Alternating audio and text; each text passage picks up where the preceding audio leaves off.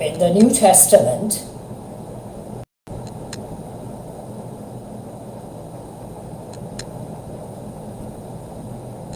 replying to certain queries raised by certain Pharisees,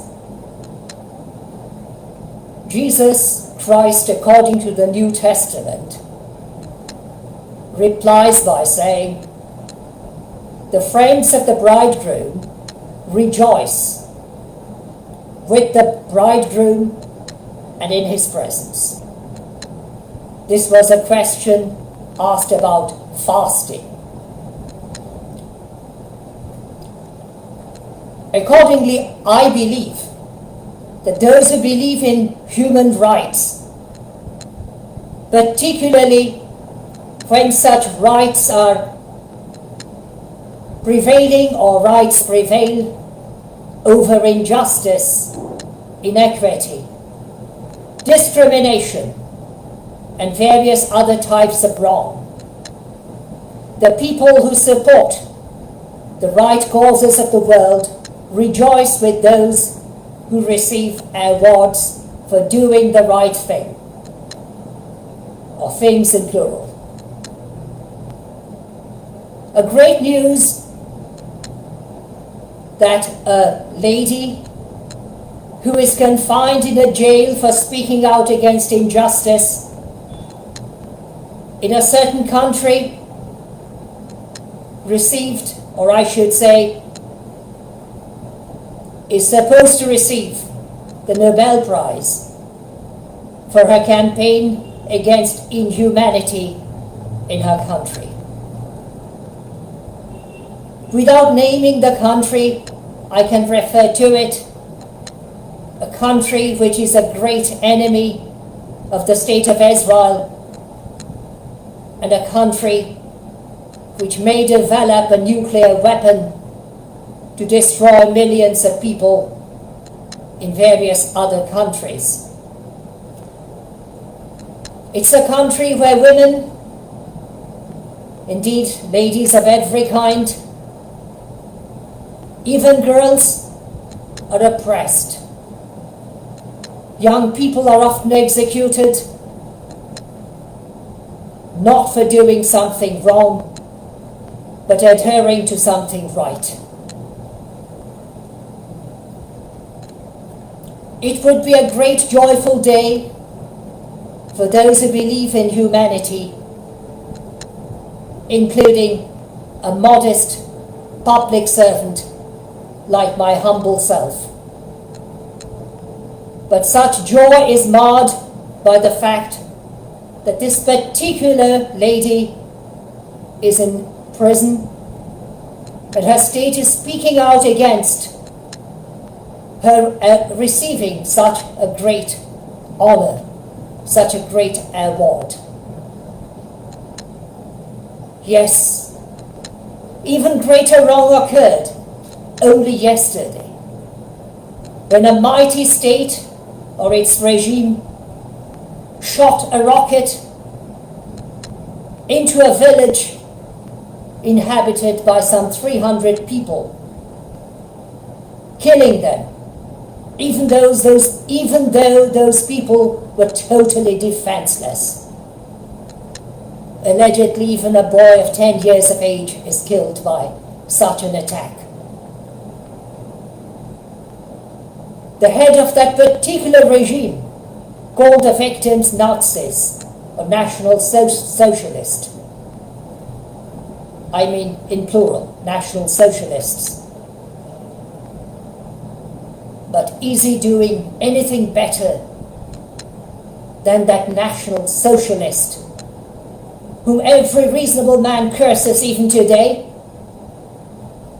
That National Socialist who was elected as early as in the year 1933 and committed suicide in 1945 when his regime was defeated by the victorious Alliance powers. In which world are we living today?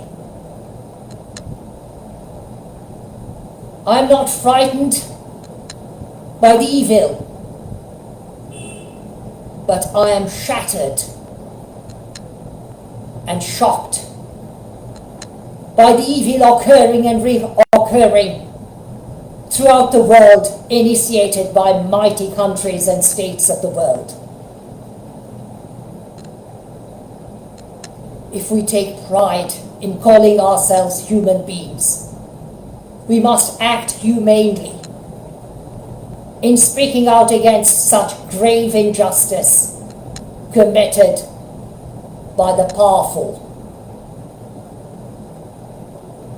I know that my words will probably not be honored or heard, as I am practically powerless. But I suggested in the past more than once that an organization which is not dominated by the powerful and the greedy, ought to be built and made functionable.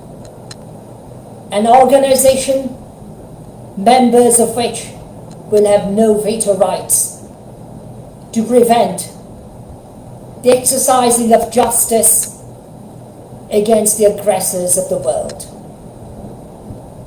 An organization which will come out not merely to speak up and speak out relentlessly for the oppressed and the weak, but an organization which will function properly in service of the defenseless, the feeble, the oppressed, and the weak. Shabbat is falling in my country, and I should not continue myself being involved in secular matters now. Yet alas, the pains contained in my heart drive me to speak out against such grave injustice. In countries on a large continent are being endangered by famine and starvation. Parts of the world, including my own country, are being severely affected by natural catastrophes and calamities.